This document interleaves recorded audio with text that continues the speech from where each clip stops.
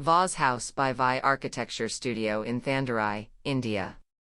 Amid a cluster of family-owned houses, the north-facing rectangular site belongs to a borderless neighborhood with the only true boundary being the thinnai, a raised, covered veranda intrinsic to Tamil households. This space, where the family chit-chats with neighbors and feeds dogs, serves as the heart of belonging. The plan is zoned into three.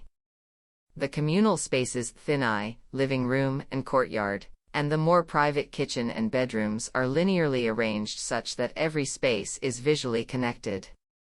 At the core of the house is a courtyard.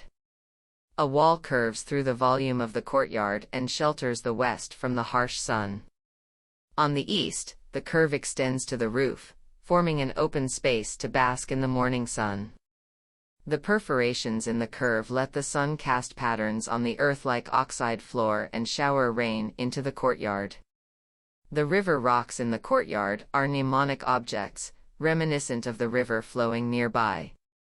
The curve, more than a sculptural element, is a play wall to climb up to the roof and lie back, watching clouds drift by.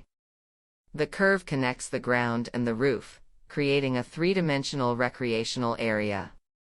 The courtyard invites not just the family but also birds, insects, dogs, and cats, turning the home into a sanctuary for all.